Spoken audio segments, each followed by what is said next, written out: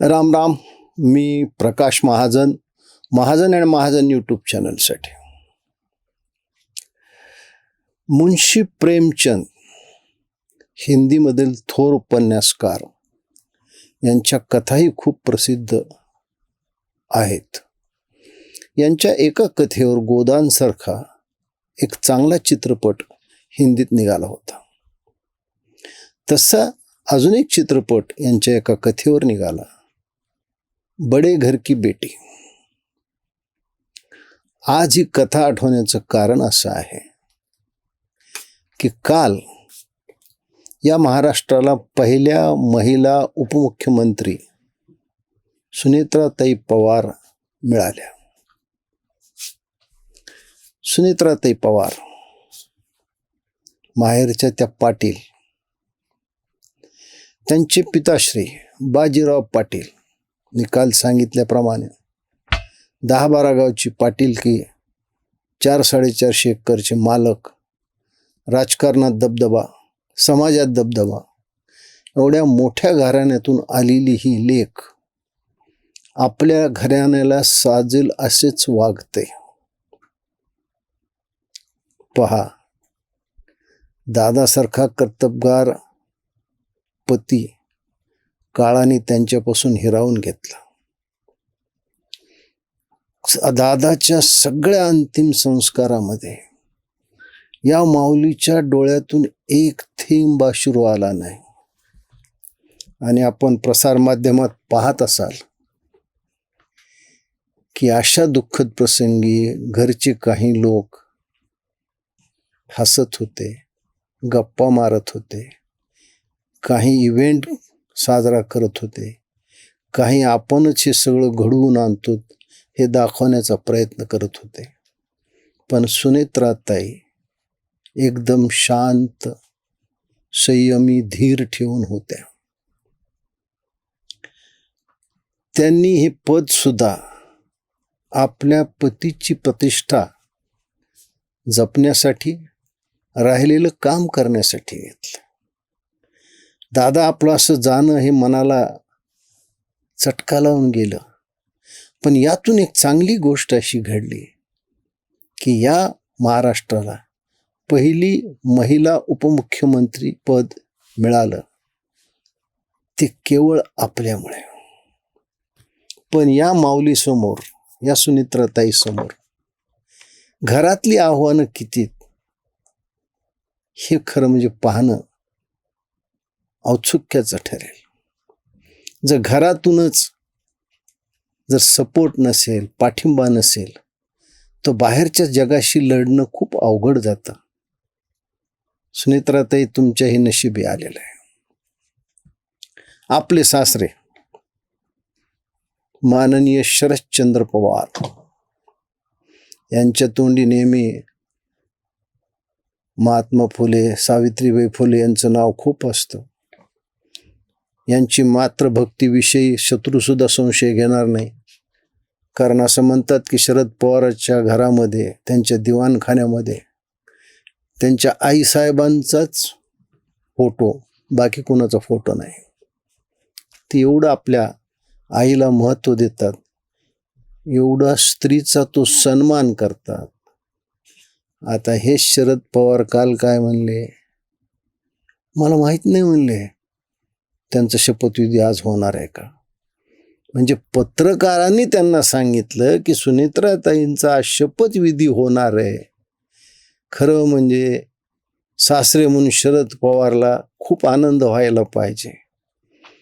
एक महिला या राज्याची पहिली उपमुख्यमंत्री होते आणि तीही आपली सून होते. आपला आवडता पुतण्या अजितदादाची पत्नी होते. याचा त्यांना आनंद नाही झाला. कुठं तरी मनात त्यांच्या खटकलं. जे आपण आपल्या मुलीसाठी करू शकलो नाहीत, ते आपल्या सुनेने एक पाऊल अलीकडं का होईना मिळवलं, ही कुठंतरी त्यांच्या मनाला बोच होती. हे शरद पवार लेकीचं तर तोंड भरून कौतुक करतात, पण 2024च्या लोकसभेत यांचं वक्तव्य काय? यांचं वक्तव्य सुनेत्राताईविषयी आहे की बाहेरून आलेला पवार, हे शरद पवारचे तोंडचे वाक्य आहेत, बाहेरून आलेला पवार.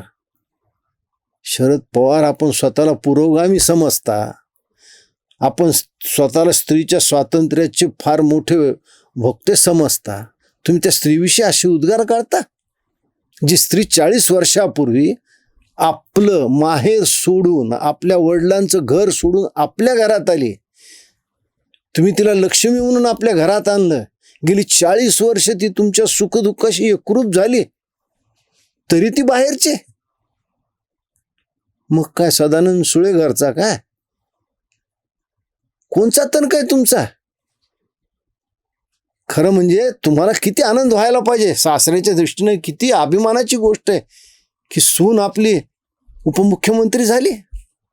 अरे काय असं सुनेत्राताईनं गजब केलाय. या महाराष्ट्रातले पुरोगामी, या महाराष्ट्रातले स्वतःला फार नामवंत संपादक समजणारे लोकसत्तेचे गिरीश कुबेर सुद्धा यांनी आज अग्रलेख काय लिहिलाय. अरे यांचं आयुष्य गेलं सनातनी लोकांना शिव्या देण्यात, हिंदू धर्मावर शिव्या देण्यात, आणि यांना आता सुतक, राख सावडणं, 13वा 14वा या सगळ्या गोष्टी आठवू लागल्या. आत्ताच का आठवलं बा तुम्हाला? इतके दिवस तुम्ही या रूढी परंपरेवर शिव्या देत होतात. माझं तर उलट असं म्हणणं आहे की चारी पिठाच्या शंकराचार्यांनी एकत्र येऊन ठरवलं पाहिजे की आता हिंदूनं किती दिवस सुतक पाळायचं. 13, 14, 15 दिवस पाळल्यापेक्षा का आपण हा प्रयोग करू की तिसऱ्या दिवशीच हे संपलं पाहिजे, म्हणजे माणसाला कामाला लागता येतं. केवळ आणि केवळ सुनेत्राताई पवार या उपमुख्यमंत्री झाल्यात याची पोटदुखी तुम्हाला आहे, आणि म्हणून तुम्हाला हे सगळं आज आठवत आहे. सुप्रियाताई, आपण काय केलं? आपल्याला माहीत झालं होतं की आपल्या मोठ्या वहिनी उपमुख्यमंत्रीपद घेणार आहेत, त्यांचं शपथविधी होणार आहे. तुम्ही स्वतःहून जायला पाहिजे होतं, त्यांचं स्वागत करायला पाहिजे होतं, पण तुम्ही ते केलं नाही. तुम्ही इथं सुद्धा राजकारण खेळलं की तुम्ही आपल्या काकीला जाऊन भेटलात. काकीला भेटलात, हरकत नाही, पण तुम्ही तिथं पत्रकाराला काय म्हणलात? मला काही माहीत नाही बाबा, मला आता उद्या दिल्लीला जायचंय, उद्या बजेट आहे. अरे तुम्ही नाही दिल्लीला गेलात म्हणून काय बजेट मांडायचं तर थांबणार आहे का? का नाही तुम्ही जाऊन तुमच्या मोठ्या भाऊजाईचं कौतुक केलं?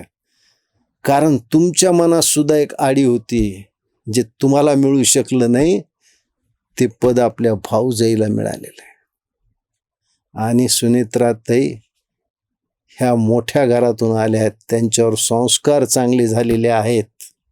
ज्यावेळेस शरद पवारने हे वाक्य काढलं होतं की त्या बाहेरून आलेल्या पवार आहेत, त्यांच्या डोळ्यातून अश्रूच्या धारा थांबत नव्हत्या, पण त्यांनी एक चकार शब्द सुद्धा आपल्या सासऱ्याविषयी तोंडातून वाईट काढला नाही. याला संस्कार म्हणतात, याला संस्कार म्हणतात.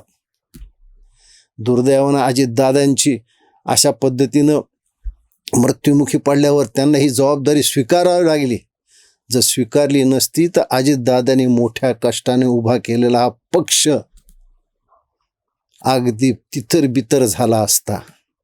तो थांबवण्यासाठी पती निधनाचं दुःख पचवून या माऊलीने ही शपथ घेतली.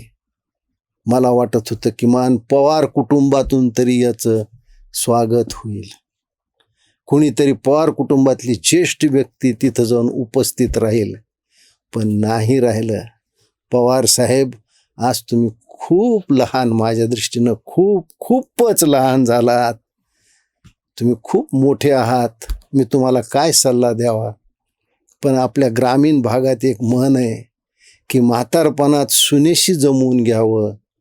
लेक किती जरी प्रेम करणारी असली तर शेवटच्या काळात सूनच आपल्याला साथ देत असते. लेकीला ज्यावेळेस कळेल आणि तिनं येईपर्यंत तुम्ही कुठं असताल. म्हणून जुळून घ्या सुनेशी, तर खाताल तुपाशी. धन्यवाद.